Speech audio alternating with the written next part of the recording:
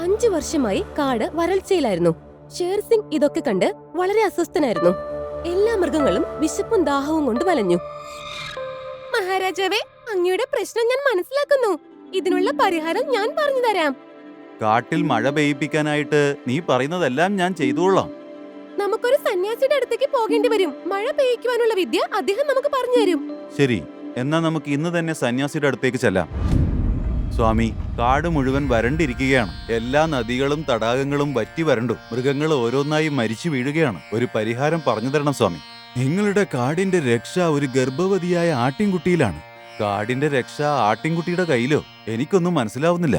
ഞാൻ പറഞ്ഞു തരാം. ചമ്പ എന്നു പേരുള്ള ഗർഭിണിയായ ആട്ടിൻകുട്ടി എന്നാണോ പാകിസ്ഥാനിലെ പുണ്യനദിയിൽ ചെന്ന് സ്നാനം ചെയ്യുന്നത്, അന്ന് നിങ്ങളുടെ കാടിന് മഴ ലഭിക്കുന്നതാണ്. പക്ഷെ ഞങ്ങൾ എങ്ങനെയാണ് ആട്ടിൻകുട്ടിയെ കണ്ടുപിടിക്കുക? പാകിസ്ഥാനിന് സമീപമുള്ള ഒരു കാട്ടിലാണ് ചെമ്പ താമസിക്കുന്നത്. അവിടെ ചെന്ന് കണ്ടുപിടിക്കണം. ഷേർ സിംഗ് തന്റെ കൂട്ടുകാരുമായി ചെമ്പയെ കണ്ടുപിടിക്കാനായി പാകിസ്ഥാനിലേക്ക് പുറപ്പെട്ടു. മഹാരാജാവേ, അങ്ങോട്ട് നോക്കിക്കേ. ആ കാണുന്നതാണ് പാകിസ്ഥാൻ. ആ, നദിയുടെ അപ്പുറത്ത് കാണുന്നതാണ് പാകിസ്ഥാൻ. സ്വാമി പറഞ്ഞത് പാകിസ്ഥാന് തൊട്ടടുത്തുള്ള കാട്ടിലാണ് ചെമ്പയെന്നല്ലേ? ഇതിനർത്ഥം ചെമ്പ ഇതിനകത്ത് ഉണ്ടാവുന്നല്ലേ? അതെ, നമുക്ക് പോയി കണ്ടുപിടിക്കാം. എല്ലാവരും ചേർന്ന് ചെമ്പയെ അന്വേഷിക്കുന്നു. അവരുടെ മുൻപിലേക്ക് ചെമ്പൈ വന്നുപെടുന്നു. നിന്റെ പേര് ചെമ്പയെന്നാണോ? അതെ, പക്ഷെ നിങ്ങളൊക്കെ ആരാ? എന്റെ പേര് ഷേർ സിംഗ് എന്നാണ്. ഞാൻ ഗീറിലെ വനത്തിൽ നിന്ന് നിന്നെ തേടി വന്നതാണ്. ഞങ്ങളുടെ കാട്ടിലാകെ വരൾച്ചയാണ്. സ്വാമി പറഞ്ഞത് കാട്ടിൽ മഴ പെയ്യിക്കാൻ നിന്നെക്കൊണ്ട് പറ്റുമെന്നാണ്. എന്റെ ഭർത്താവ് കൂടെ ഉണ്ടായിരുന്നെങ്കിൽ ഉറപ്പായി ഞാൻ നിന്നെ സഹായിച്ചേനെ. ഇതിനർത്ഥം നിനക്ക് ഞങ്ങളെ സഹായിക്കാൻ പറ്റില്ലെന്നാണോ? പിന്നെ നിന്റെ ഭർത്താവ് എവിടെയാണ്? എന്റെ ഭർത്താവ് നല്ലൊരു മാന്ത്രികനായിരുന്നു. അദ്ദേഹം ശക്തിശാലിയുമായിരുന്നു. ഒരു ദിവസം രാക്ഷസന്മാർ അദ്ദേഹത്തെ കൊന്നുകളഞ്ഞു. ഓ, അപ്പോ അദ്ദേഹം നിനക്ക് ആ ശക്തിയൊന്നും പറഞ്ഞു തന്നില്ലേ? അദ്ദേഹത്തിന്റെ കുഞ്ഞ് എന്റെ ഉദരത്തിലുണ്ട്. ആ കുഞ്ഞ് ജനിക്കുന്ന ദിവസം എന്റെ ഭർത്താവിന്റെ മാന്ത്രിക ശക്തികൾ മുഴുവൻ തിരിച്ച് എന്നിലേക്കും വരും. ആ, സ്വാമി ഇക്കാര്യം എന്നോട് പറഞ്ഞിട്ടുണ്ട്. ആ മന്ത്രശക്തി നിനക്ക് എപ്പോഴാണ് കിട്ടുകയെന്ന് വെച്ചാൽ നീ പാകിസ്ഥാനിലെ ആ പുണ്യനദിയിൽ ചെന്ന് സ്നാനം ചെയ്താൽ മാത്രമാണ്. അതെനിക്കറിയാം. പക്ഷെ നിങ്ങൾ എന്തിനാ ഇങ്ങോട്ട് വന്നിരിക്കുന്നേ? അത് എന്നോട് പറയൂ. ഞങ്ങളുടെ കാട്ടിൽ വരൾച്ചയാണ്. അവിടെ മഴ കിട്ടണമെങ്കിൽ നീ പാകിസ്ഥാനിലെ ആ പുണ്യനദിയിൽ ചെന്ന് സ്നാനം ചെയ്യണം. ഞാൻ പാകിസ്ഥാനിൽ കുളിക്കുന്നത് കൊണ്ട് നിങ്ങളുടെ കാട്ടിൽ മഴ വരുമെങ്കിൽ തീർച്ചയായും നിങ്ങളുടെ കൂടെ വരാൻ ഞാൻ തയ്യാറാണ്. ആ, ഇതിലൂടെ നമ്മുടെ പ്രശ്നങ്ങൾക്കൊരു പരിഹാരമാവും. നിനക്ക് നിന്റെ മാന്ത്രിക ശക്തിയും കിട്ടും.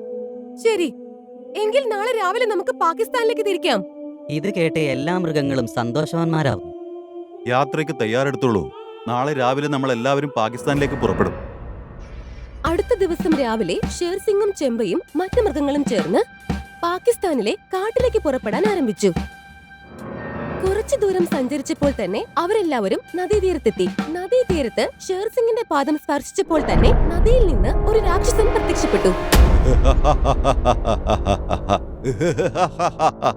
വെഡ്ഡി മൃഗങ്ങളെ, നിങ്ങൾക്ക് ഈ നദി മറികടക്കാൻ പറ്റില്ല. ആരെങ്കിലും ഈ നദി മറികടക്കാൻ ശ്രമിച്ചാലുണ്ടല്ലോ, ഞാൻ അവന്റെ കഥ കഴിക്കും. രാക്ഷസന്റെ വാക്കുകൾ കേട്ട് എല്ലാവരും പേടിക്കുന്നു. അതേസമയം ചെമ്പൈ അവനോട് പറയുന്നു, ഹേ അസുര രാജാവേ, താങ്കൾക്ക് എന്നെ മനസ്സിലായില്ല എന്ന് തോന്നുന്നു. ഞാൻ മാന്ത്രികൻ മംഗളിന്റെ ഭാര്യയാണ്. എന്ത്? നീ മാന്ത്രികൻ മംഗളിന്റെ ഭാര്യയാണോ? അതെ അസുര രാജാവേ. പക്ഷെ നീ എന്തിനാണ് പാകിസ്ഥാനിലേക്ക് പോകുന്നത്? പാകിസ്ഥാനിലെ ഒരു തടാകത്തിൽ ഞാൻ കുളിക്കുന്നത് കൊണ്ട് എന്റെ ഉദരത്തിൽ വളരുന്ന കുഞ്ഞിന് തീർച്ചയായും മാന്ത്രിക ശക്തി ലഭിക്കും. അതെനിക്ക് ഉറപ്പാണ്. പിന്നെ എന്റെ കാടിന് മഴയും ലഭിക്കും. എന്റെ കാട് കുറെ വർഷങ്ങളായി വരൾച്ചയിൽപ്പെട്ട് കിടക്കുകയാണ്. നിങ്ങൾ എല്ലാവരും നന്മയുടെ കാര്യത്തിലാണ് പോകുന്നത്. അതുകൊണ്ട് ഞാൻ നിങ്ങളെ തടയുന്നില്ല. പോയിക്കോ. ചെമ്പയുടെ കൂടെ എല്ലാവരും ചേർന്ന് നദി നീന്തി കടക്കുന്നു. കുറച്ചു നേരം കൊണ്ടുതന്നെ അവർ പാകിസ്ഥാനിലെ കാട്ടിലേക്ക് എത്തിച്ചേരുന്നു. നോക്ക്, ഇപ്പൊ നമ്മളെല്ലാവരും പാകിസ്ഥാനിൽ എത്തിക്കഴിഞ്ഞു. ഇനി മുതൽ നമ്മൾ വളരെയധികം ശ്രദ്ധിക്കണം. ആ, നമുക്കെല്ലാവർക്കും എത്രയും വേഗം ആ തടാകത്തിലേക്ക് എത്തണം. അതിൽ കുളിച്ചിട്ട് വേണം എനിക്ക് ശക്തികൾ ലഭിക്കുവാനും നിങ്ങളുടെ കാട്ടിൽ മഴ പെയ്യുവാനും. അവിടെ പാകിസ്ഥാനിലെ രാജാവ് ഷേർഖാൻ വളരെയധികം ആശയക്കുഴപ്പത്തിലായിരുന്നു. മഹാരാജാവേ, കഴിഞ്ഞ 5 വർഷമായി നമ്മുടെ കാട്ടിൽ മഴ പെയ്തിട്ടില്ല. അത് കാരണം മൃഗങ്ങളെല്ലാം മരിച്ചു വീഴുകയാണ്. ഇങ്ങനെ എത്ര കാലം നമ്മുടെ സഹോദരങ്ങൾ മരിച്ചു വീഴുന്നത് നമ്മൾ നോക്കി നിൽക്കും? ഇൻഷാ അല്ലാഹ്, ഇതിനുള്ള പരിഹാരം നമുക്ക് എത്രയും പെട്ടെന്ന് കണ്ടുപിടിക്കാം. ഇതിനിടയിൽ ഒരു പരുന്ത് അവിടേക്ക് പറന്നു വന്ന് പറയുന്നു, എല്ലാവരും ശ്രദ്ധയോടെ ഇരിക്കൂ. ഞാൻ ഭാരതത്തിലെ മൃഗങ്ങൾ നമ്മുടെ അതിർത്തി കടക്കുന്നത് കണ്ടുകൊണ്ടാണ് വരുന്നത്. എന്താ, അവരുടെ കൂടെ ഒരു ആട്ടിൻകുട്ടിയുണ്ടോ? അതെ, ഉണ്ട് രാജാവേ. ഞാൻ അവരെ തന്നെയാണ് പ്രതീക്ഷിക്കുന്നത്. പരുന്ത് പറയുന്നത് കേട്ട് ഷേർഖാൻ പരിഭ്രമിച്ചില്ല, മറിച്ച് വളരെ ശബ്ദത്തിൽ അട്ടഹസിക്കുകയായിരുന്നു. അത് കണ്ടിട്ട് ചെന്നായ ചോദിച്ചു, മാപ്പാക്കണം ജനാബ്. അങ്ങ് അവരെ പ്രതീക്ഷിച്ചുകൊണ്ട് നിൽക്കുകയാണോ? എനിക്കൊന്നും മനസ്സിലാവുന്നില്ല. ഞാൻ പറഞ്ഞുതരാം. പണ്ട് എന്നോട് ഒരു പുരോഹിതൻ പറഞ്ഞിരുന്നു, ബാബ, ഞങ്ങളുടെ കാട്ടിൽ കുറെ വർഷങ്ങളായിട്ട് മഴയില്ല. മഴ പെയ്യിക്കാനായി ഒരു വഴി പറഞ്ഞു തരുമോ ബാബ?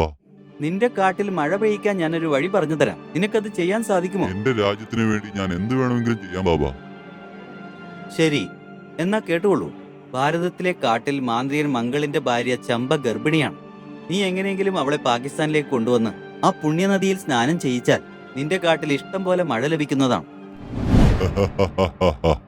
ആ ആട് അവളുടെ ഇഷ്ടത്തിനല്ല, മറിച്ച് നമ്മുടെ ഇഷ്ടത്തിനാണ് ഇങ്ങോട്ട് വരുന്നത്. ഞാൻ പറയുന്നത് എന്താണോ നിങ്ങൾ അതുമാത്രം ചെയ്താൽ മതി.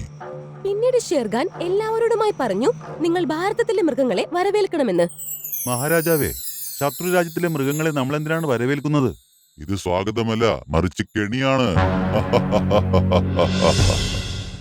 കുറച്ചു നേരത്തിന് ശേഷം ഭാരതത്തിലെയും പാകിസ്ഥാനിലെയും മൃഗങ്ങൾ തമ്മിൽ കണ്ടുമുട്ടുന്നു. പാകിസ്ഥാനിലെ മൃഗങ്ങൾ അവരെ സ്നേഹത്തോടെ സ്വാഗതം ചെയ്യുന്നു. ഞങ്ങൾക്ക് വിശ്വാസമുണ്ടായിരുന്നില്ല നിങ്ങൾ ഞങ്ങളെ ഇങ്ങനെ സ്വീകരിക്കുമെന്ന്.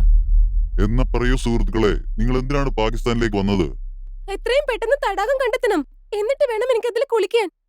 ചമ്പ ആ നദിയിൽ കുളിക്കുകയാണെങ്കിൽ ഞങ്ങളുടെ കാട്ടിൽ മഴ ലഭിക്കുന്നതാണ്. അൽഹംദുലില്ലാ, അൽഹംദുലില്ലാ. ഇത്രേ ഉള്ളോ കാര്യം? വരൂ, നമുക്ക് നദിയിലേക്ക് പോകാം.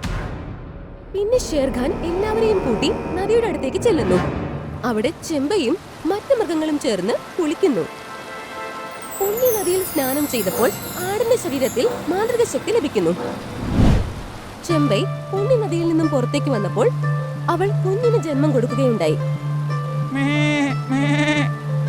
ഇത് കണ്ടിട്ട് ആടിനേക്കാൾ സന്തോഷം ഷേർഖാനാണ്.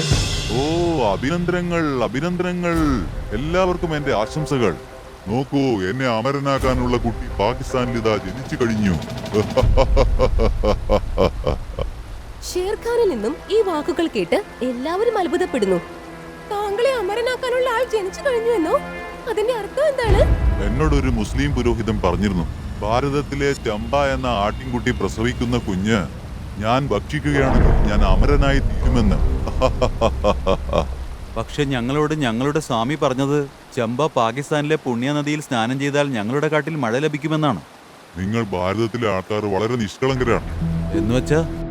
നീ ചെന്ന് കണ്ട ആ സ്വാമിയുണ്ടല്ലോ, ആ സ്വാമിയുടെ അടുത്തേക്ക് കുറുക്കനല്ലേ നിന്നെ കൊണ്ടുപോയത്. ആ, നീ സിംഹമായിട്ടും ഇത്ര വിട്ടിയായി പോയല്ലോ ഷേർ സിംഗ്. ഇവളെ ഞാൻ എന്നെ കാശ് കൊടുത്ത് വാങ്ങിയതാ. ഇവള് ഞാൻ പറഞ്ഞത് കൊണ്ടാണ് നിന്നെ സ്വാമിജിയുടെ അടുത്ത് കൊണ്ടുപോയത്. അപ്പോ നീ എന്നെ ചതിക്കുകയായിരുന്നു അല്ലേ? മാപ്പ് തന്നാലും സിംഹരാജാവേ, പക്ഷെ ഷേർഖാൻ ഈ കാട്ടിലെ അമരനായാൽ ഉടൻ തന്നെ എന്നെ ഇവിടുത്തെ മന്ത്രിയാക്കാമെന്ന് എനിക്ക് വാക്ക് തന്നിട്ടുണ്ട്. പിന്നെ എന്നോട് എന്താ പറഞ്ഞെന്നോ? യുദ്ധത്തിൽ എന്ത് തന്ത്രം വേണമെങ്കിലും പ്രയോഗിക്കാമെന്ന്. അപ്പോഴാ സ്വാമിയോ? അതും ഞാൻ അയച്ച പാകിസ്ഥാനിലെ ബാബ തന്നെയായിരുന്നു. പക്ഷെ നീ എന്തിനാണ് അങ്ങനെ ചെയ്തത്? ചിരഞ്ജീവി ആവാൻ വേണ്ടി. നിന്റെ കുഞ്ഞിനെ ഭക്ഷിക്കുന്നതോടെ ഞാൻ അമരനായി തീരും. ഷേർഖാൻ ആട്ടിൻകുട്ടിയെ ഭക്ഷിക്കാനായി മുൻപോട്ട് വന്നപ്പോൾ പെട്ടെന്ന് അവിടെ ഒരു സ്വാമിജി പ്രത്യക്ഷപ്പെടുന്നു. നിൽക്കൂ ഷേർ സിംഗ്, കഥയിൽ ഇനിയും ട്വിസ്റ്റ് ബാക്കിയുണ്ട്. സ്വാമിജിയെ അവിടെ കണ്ടപ്പോൾ ഭാരതത്തിലെ മൃഗങ്ങളെല്ലാം സന്തോഷവാന്മാരാവുന്നു. നീ അയച്ച മുസ്ലിം പുരോഹിതൻ അവിടെ വേഷം മാറി വന്നിരുന്നുവെങ്കിലും ഞാൻ നേരത്തെ തന്നെ അവനെ മനസ്സിലാക്കിയിരുന്നു. പിന്നെ ഞാനും സ്വാമിജിയും കൂടി അവനെ ബന്ധിച്ച് തടവിലാക്കി വെക്കുകയായിരുന്നു. അപ്പൊ ഞങ്ങളുടെ ഗൂഢാലോചനയെ കുറിച്ച് നിങ്ങൾക്ക് എല്ലാവർക്കും നേരത്തെ അറിയാമായിരുന്നോ? അതേ ചതിയെത്തി, ഞാൻ രാജാവാണ്. എല്ലാ കാര്യങ്ങളും ഞാൻ ശ്രദ്ധിക്കാറുണ്ട്. നിന്റെ കാര്യം ഞാൻ ശ്രദ്ധിക്കാതിരിക്കുമോ? പിന്നെ സ്വാമിജി ഷേർഖാനോട് രഹസ്യങ്ങളെല്ലാം തുറന്നു പറഞ്ഞു. ഈ പുണ്യനദിയിൽ സ്നാനം ചെയ്താൽ ഞങ്ങളുടെ കാട്ടിൽ മഴ ലഭിക്കുമായിരുന്നു. ഞാൻ കുളിച്ചതിനു ശേഷം എന്റെ ഭർത്താവിന്റെ മാന്ത്രിക ശക്തികളെല്ലാം എന്നിലേക്ക് വന്നു ചേർന്നു. ഇപ്പൊ ഞാൻ ശക്തിശാലിയാണ്. ഇനി മുതൽ നീ അത്ഭുത ശക്തി കാരണം ചമ്പയെയും അവളുടെ കുട്ടിയെയും നിനക്ക് തൊടാൻ സാധിക്കില്ല. എന്റെ രാജ്യത്ത് വന്ന് എന്നെ തന്നെ വെല്ലുവിളിക്കുന്നു. ഞങ്ങൾ ഭാരതീയർ എവിടെ ചെന്നാലും ഞങ്ങളുടെ രീതി ഇത് തന്നെയായിരിക്കും. എന്നെ അമരനാവുന്നതിൽ നിന്ന് ആർക്കും തടയാൻ പറ്റില്ല. ഞാൻ ഇപ്പം തന്നെ ഈ ആട്ടിൻകുട്ടിയെ ഭക്ഷിക്കും. ഷേർഖാൻ ആട്ടിൻകുട്ടിയെ ഭക്ഷിക്കാനായി മുൻപോട്ട് ചെന്നപ്പോൾ ചെമ്പൈ തന്റെ മാന്ത്രിക ശക്തി ഉപയോഗിച്ച് അത് നേരിടുന്നു. ഷേർഖാന്റെ വിധി നടപ്പിലായി കഴിഞ്ഞു. ഇനി ഈ രാജ്യദ്രോഹി നമ്മൾ എന്ത് ചെയ്യണം? എനിക്ക് നല്ല വിശപ്പുണ്ട്. ഞാൻ ഇപ്പൊ തന്നെ ഇവളെ ഭക്ഷിച്ച് അവൾക്കുള്ള ശിക്ഷ നൽകുന്നതാണ്. എന്നോട് ക്ഷമിക്കണം മഹാരാജാവേ, എനിക്ക് ശരിക്കും തെറ്റുപറ്റി. എനിക്ക് മാപ്പ് തന്നാലോ? തെറ്റ് ചെയ്യുന്നവന് മാപ്പ് നൽകുന്നതാണ് വലിയ മഹത്വം ഷെർസിംഗ്. അവളോട് നീ ക്ഷമിച്ചേക്ക്. സ്വാമിജി പറഞ്ഞതനുസരിച്ച് ഷേർസിംഗ് അവളോട് ക്ഷമിച്ച് അവളെ വെറുതെ വിടുന്നു. പിന്നീട് എല്ലാവരും തിരിച്ചവരുടെ കാട്ടിലേക്ക് പോകുന്നു. അവർ കാട്ടിലെത്തിയ ഉടനെ തന്നെ മഴ പെയ്യാൻ തുടങ്ങുന്നു. ചമ്പ, നിന്നെ കൊണ്ടാണ് കാട്ടിലെ സന്തോഷം ഞങ്ങൾക്ക് തിരിച്ചു കിട്ടിയത്. അതുകൊണ്ട് ഞാൻ ആഗ്രഹിക്കുന്നു നീ ഞങ്ങളുടെ കൂടെ കാട്ടിൽ തന്നെ താമസിക്കണമെന്ന്. ഷേർസിംഗിന്റെ വാക്കുകൾ കേട്ട് ചെമ്പൈ അവരോടൊപ്പം കാട്ടിൽ താമസിക്കാൻ തുടങ്ങുന്നു. പിന്നീട് എല്ലാ മൃഗങ്ങളും ചേർന്ന് സന്തോഷമായി ആ കാട്ടിൽ ജീവിക്കുന്നു. നിങ്ങൾക്ക് ഞങ്ങളുടെ ഈ വീഡിയോ ഇഷ്ടമായെങ്കിൽ ദയവായി ഞങ്ങളുടെ ചാനൽ സബ്സ്ക്രൈബ് ചെയ്യുക. പിന്നെ ഈ വീഡിയോ ലൈക്കും ഷെയറും ചെയ്യാൻ മറക്കരുത്. നന്ദി, നമസ്കാരം.